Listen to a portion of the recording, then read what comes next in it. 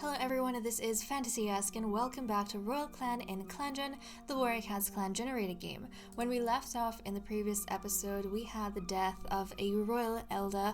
Watergill unfortunately died. However, I do have to say that he died under very peaceful circumstances in his old age, so it wasn't, tragic in the sense that his life was snatched away from him and he was surrounded by family members.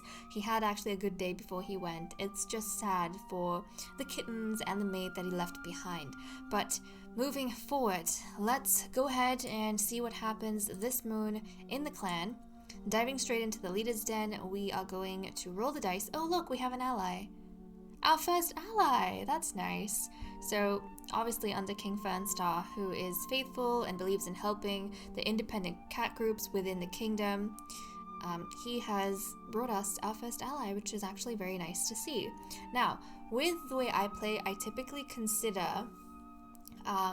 us to be in an age of war if we have like 5 hostilities, or if all the clans are hostile, and I consider us to be in an age of peace if all the clans are allies. So right now we don't actually know where we're going, or I suppose we have an indication. Under King Canary Star, we were on the path to war, but we weren't actually in an age of war. And under King Fernstar, I feel like we are on the path to peace, but we aren't actually in an age of peace. So we'll have to keep an eye on that, but let's roll the dice, see what we get. Okay, I have a 2 on the D10, so that's Snowy Clan, and we have a 1 on the D8, which is Provoke. So let's go ahead and do that. And now let's skip a moon to see what happens. Crowpelt spends most of his speech at the gathering making jibes at Snowy Clan for everything, from the scent to their nursery tales. Snowy Clan's leader laughs along. Apparently, self-deprecation is part of Snowy Clan culture as much as their dung scent and their mouse-brained stories. Snowy Clan relations are unchanged. Fernstar picks himself up out of his nest and begins the day anew, a fresh conviction in his heart. And we were talking last time about how Watergill's death kind of reminded Fernstar how much Watergill meant to him, and he kind of realized that even if he made an effort, Smokewater would never be able to amount to that much, which is kind of sad and depressing, but yeah, that's what he went through. Now he's past his grief, but I think his moment of grief has given him some clarity about his feelings. Flare Freckle wakes one day after moons of numbness and feels as though the world is less dull, which is good. Maybe she's going to be able to start focusing on her relationship with Smokewater now.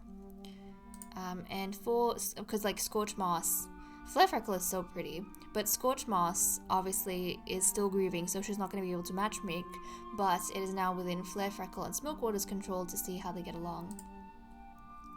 Okay, in the Medicine Cat Den, Fernstar was given time as treatment for grief-stricken, and then he recovered from that. Scorch Moss was given time as treatment for grief-stricken. Flare Freckle was given time as treatment for grief-stricken, and she overcame that. Pale Kit was given time as treatment for grief-stricken, and Buttercup Finn gathered Rosemary this moon. Now let's go and see how everyone's going with relationships. Smokewater sends a clanmate to help Fernstar with something he's struggling with. Look at that.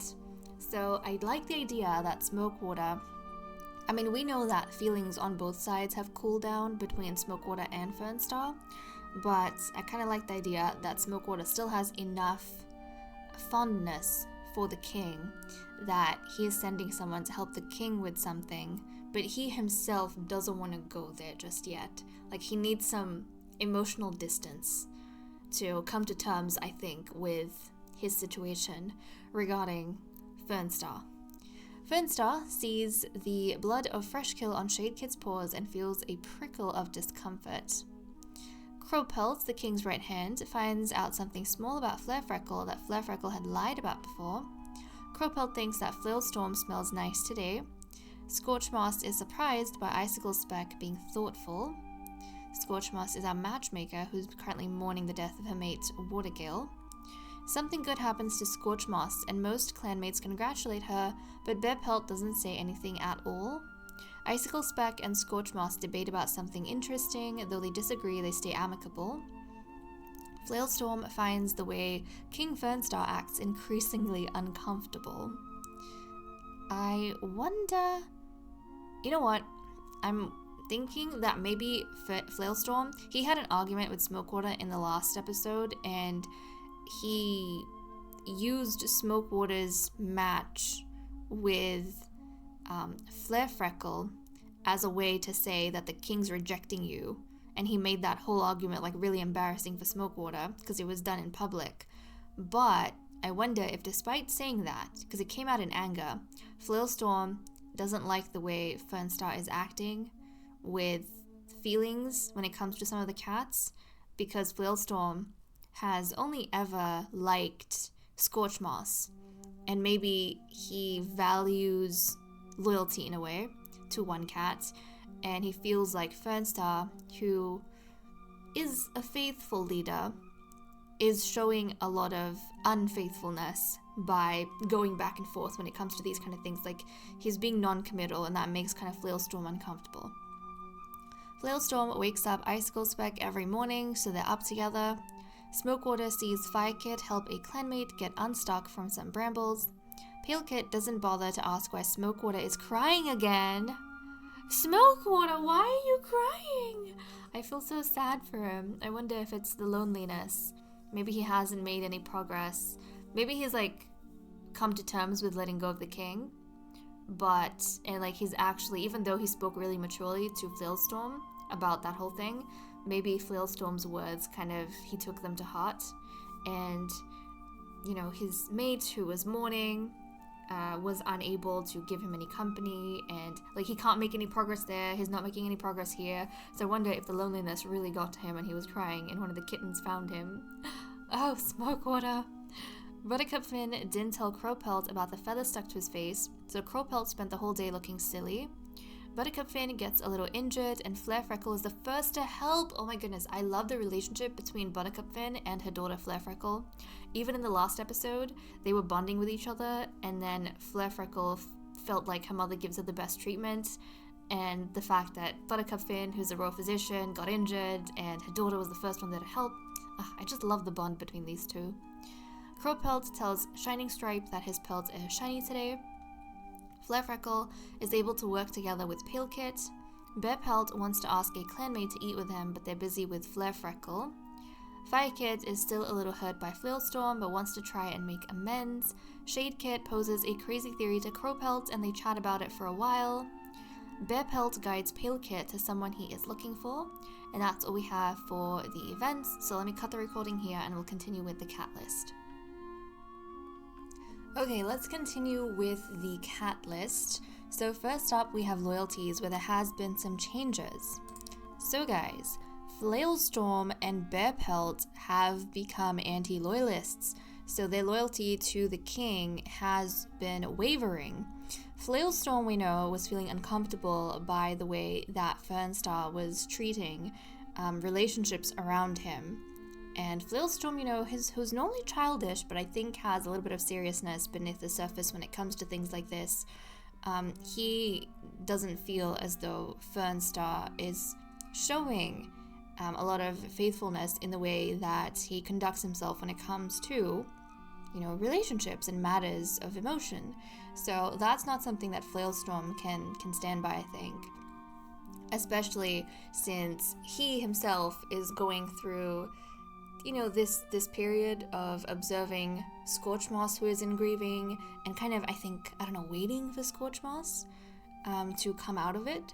But because he is patiently kind of in the background, being there for her, he's looking at the king and thinking that the king is not behaving very fairly when it comes to Smokewater, because I think Flailstorm, he's also been noticing the devotion that Smokewater has had towards Fernstar from the very beginning, and now it's bothering him.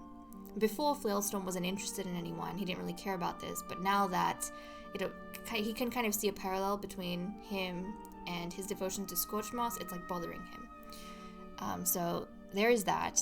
And then Bearpelt. Now Bearpelt is our shameless bear prince, and he actually had a fight with Fernstar about a pretty feather that both of them wanted, and then they both destroyed the feather in the fight to claim it. And now Bearpelt, he knows that this is such a petty reason for him to withdraw his loyalty, but he's shameless, he doesn't care. the fella was important to him. I mean, he looks at his sister Flare Freckle, and she looks so fine with those raspberries on her fur, and he wanted something equally nice, and the king took it away from him, and now he's feeling petty and shameless and upset. So that's the way Bear Pelt is reacting. So that's all that we had in terms of loyalties. I went through the relationships. There's been no changes to any of the relationships worthy of note. A quick look at the matchmaker. Let's see, between Flare Freckle. I can't get over how pretty she looks.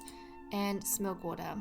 So still, there has been no change in their relationship. It feels as though these two cats, they've been seriously considering each other, but like, Flare Freckle, I suppose she's only just come out of her grief, and so she hasn't worked up the courage, I think, to become playful with Smokewater. Maybe she's a little bit intimidated by Smokewater, and Smokewater, likewise, he's been patiently waiting for Flare Freckle to make the first move, so he hasn't done anything either. So we'll have to see how that pans out, but these two are still, like, seriously considering one another. They just haven't been able to do anything to make up their mind, either for or against. And that is all we have on that front. So let's actually go ahead and see what everyone is doing for the day. Fernstar is playing moss ball with Shade Kit. Crowpelt saw some kitty pets playing with colorful moss balls. Buttercup Fin is proud of Fire Kit's growth. Scorch Moss saw a kitty pet rolling around a two-leg garden. Flailstorm bounces around the territory on a border patrol. Icicle Speck wants to get to know Smokewater better. Bear Pelt is crushing leaves under his paws, so he's actually helping his mother out at the Royal Physician's Den, the medicine cat den. Shining Stripe is giving some advice to Buttercup Fin, so he's also hanging out at the Royal Physician's Den. Flare Freckle was roped into playing moss ball with the kids. Smokewater sits alone in the Elder's Den. Oh, Smokewater! Smokewater, he's so lonely! Can someone just give Smokewater some love? He's so lonely. I feel so bad for him. He went from being like a grumpy cat to being a lonely cat. It makes me sad. Fire Kid is afraid other cats will think she is silly. Shade Kit leaps into a pile of fallen leaves. And Pale Kit is helping. I think it was Bear Pelt crush leaves under his paws. Yes, he's helping Bear Pelt at the Royal Physician's Den crush leaves, which is very, very, very nice of him. But okay guys, that is all we have for the cat list, so let me cut the recording here and we'll continue with patrols. Okay, it is time for us to continue with patrols. You know guys, we haven't had to worry about any prey up until this point, but our prey is kind of dipping low. We have 30 and we need 26.5, so we might start have to worry. Yeah, we might need to start worrying about this from the next moon, but that's depending on whether or not we manage to haul something in this time around. But let us send out our Royal Physician Buttercup Fin first of all. In the forest around the grotto, the Bethany plants have started to dramatically give up on life as leaffall progresses, so Buttercup Fin takes the opportunity to go harvest from them. Proceed. Hang on. Has Buttercup Fin identified the Bethany correctly? She's not sure, and not willing to risk it. Better to be safe than sorry. And now we are going to send out the cats, so it looks as though we are going to have a patrol of 6 and a patrol of 1. So our patrol of 6 is going to be Flailstorm, Icicle Speck, King Fernstar, Flare Freckle, Bear Pelt, and Crowpelt. So let's see what they get up to. Fernstar heads out with a group of his clanmates to go train. Proceed. It's not that they do anything remarkable together, but that's not the point. Instead, the purpose of this training is to get out of camp and amongst his clanmates, and it's important for Fernstar to do so as often as possible.